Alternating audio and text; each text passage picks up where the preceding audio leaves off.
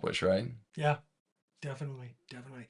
All right, so I want to give you your couple of minutes to tell everybody in Twin Falls what you're all about, why they should vote for you. Sure. I get a lot of times, why am I running? Well, I'm running because I want to bring, obviously, I'm a conservative. This county is a conservative county. So I know politically I'm aligned with the values of this county. Of course I am, because I've raised my family here. I've run some businesses here. We've lived here for a long time and we love it. Um, so I'm running as a conservative, to protect those values, obviously, but also I'm also running because I believe that we need more business oriented people and business minded people on the county commission. Up until a couple of years ago, all three of the commissioners had some business experience, but mostly the bulk of their career, was the thrust of it was in government. And Mm-hmm. there's nothing wrong with that, on its face.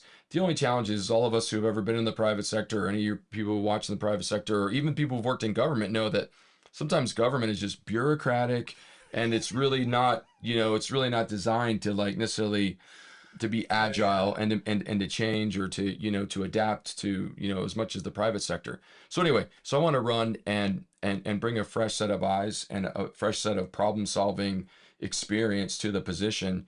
A couple things I'm super passionate about. Number one is making sure that our property taxes remain low, and that really begins with the budgeting. Because what's interesting about the way a lot of government, especially county budgeting works, is all the departments decide what they need and what they want, and then it kind of comes in, and then they sort of hash it out, and then they see where it all lands, and then how what kind of a taxable base we have in the county. Then of course everyone's property tax is assessed accordingly. Well, it's very different than how a lot of us are with our own employment, right? I mean, like, I wish I could go to my boss and say, hey, listen, I got a big year coming up. My daughter is getting married in October, and I'm going to need an extra $10,000 there. And my son's getting his driver's license. His he's in his learner's permit. He's getting his driver's license. He's going to want a small car. So maybe throw in a couple $4,000 for that. So I've done the math, and here's my raise. Like, wouldn't that be great if it worked that way? Everybody out there is going, heck yeah, man, that would be a great way to do it. Only government can do that. Exactly. And so we need to obviously bring a good business mindset to that, and a good private sector approach to that, because I am a taxpayer. Everybody's a taxpayer, whether you rent or you own. You are a taxpayer, and it impacts what you pay. And so obviously, I want to make sure that we're using the people's money very wisely. In my job in manufacturing, I get paid every single day to find efficient ways, safe ways, new ways, better ways. I'm expected to find that every day, every year. Hmm. Every year, it seems like we get, and anybody in ag knows this because I'm in ag manufacturing. Um, Everybody in ag knows that every year the input costs go up, but you've got to find a way to reduce those costs, through productivity, through efficiency. So I'm very passionate about that. If we couldn't, if I couldn't find new and better ways to do things, and more efficient ways to do things, I'd probably I'd be pretty dang bored, and probably just be pretty bummed out, because I just love making things better. I get excited about that. So I want to bring that. A couple of the other issues that are super important to me is, number one would be making sure that we keep the drugs and the crime out of our neighborhoods. And a lot of that, Bob, begins Amen. on that Highway 93 coming up out of Jackpot. I've got friends in the Filer Police Department. That's where I live, in Filer, and they've shown me pictures of interdictions that they've made, drug busts that they've made right there on the highway. And I've seen pictures with bags full of freaking fentanyl that's enough to kill this county a couple times over. I have a kiddo, he's 15. When my daughter was in school, we had the same conversations. I mean, I'm a kid of the 80s. You know, our parents always told us, don't take, Halloween candy. It could have razor blades in it. Okay, whatever. Some people took their candy to the hospital and had it x-rayed, right? Today, as a parent, it's scary, because you have to tell your kid, don't pick that up. Whatever you do, just throw it away. Don't put it in your mouth. Or don't take candy. Don't take medicine. Don't take anything from anybody, because it could be laced with fentanyl. How about don't pick up that $5 bill? I. It's a scary world out Yeah. there, right? And so we know that that stuff is coming up and down Highway 93. A lot of my friends in law enforcement have also told me that the cartels are looking for an easy target. They're looking for soft targets, and an easier approach to get their drugs to, say, Seattle or Portland or whatever. Well, my simple solution is let's give Sheriff Johnson the resources that he needs, that he tells us is gonna keep the drugs away, and let's just do it, man. You know, it's about having the political will and the courage, and looking at the overall budget and deciding what are mission critical things that we should be doing, or versus what are some things that might be nice to haves, but in this time we need to divert away from that and put them more into law enforcement. So that's, I'm very, very passionate about that, and that's, I believe, why Sheriff Johnson is supporting my campaign. So that's pretty cool. Nice. The other thing that's really important is keeping the windmills, the industrial windmill turbines out of Twin Falls County.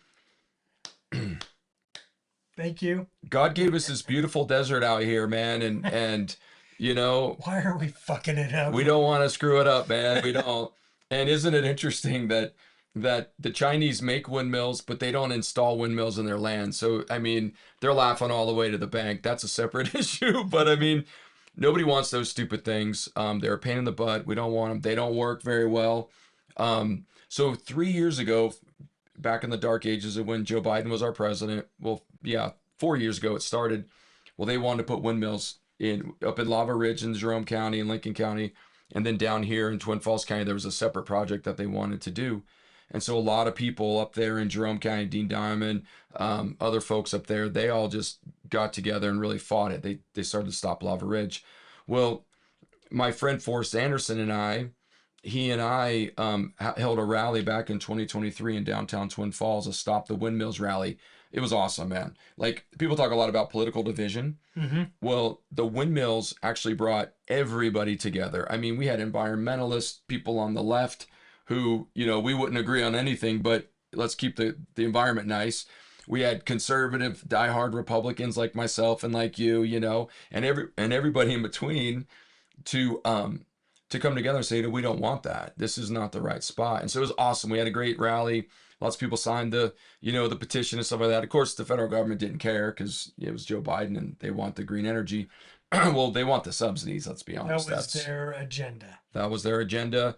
And the companies who are supplying those parts and those turbines, they don't give two you know whats about this any community. All they care about is, did the check clear from the government? And what's interesting too about that as well, and everybody out there knows, is those things don't pencil out.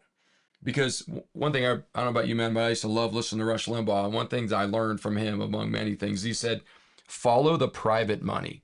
If you see where private money is investing, that is a good business idea. But if you see where only government money is chasing and investing, but not private money, you need to take a double look, because there's a reason why the smart money, the private money, isn't putting it in there. Solyndra. Yeah, exactly, right? Oh gosh, Obama, we could go on and on, right? Yeah. Yeah. So my plan for the windmills, because when I got to talking with a few former commissioners at the time, I really felt like, Bob, that I was getting the runaround, the bureaucratic run. Well, it's federal land and it's this and it's that. And so Forrest being a business owner and myself being in the private sector, we just got to talking, and we came up with just a bunch of different ideas. And I submitted it in an email. I was like, hey guys, have you thought about this? Have you thought about that? And once again, I mean, good guys on the commission, like them, you know, friends with them. But I just didn't feel like there was enough, like, go get it. Let's go after it. This is a 95-5 issue. You have the people backing you. Mm-hmm. If there's anything you can have the political capital to do, it's this, right? And I just super frustrated. And that was sort of, I think, the seed that got planted about 3 years ago about running, because the idea of being able to bring a different mindset and bring a can-do attitude, that got me excited.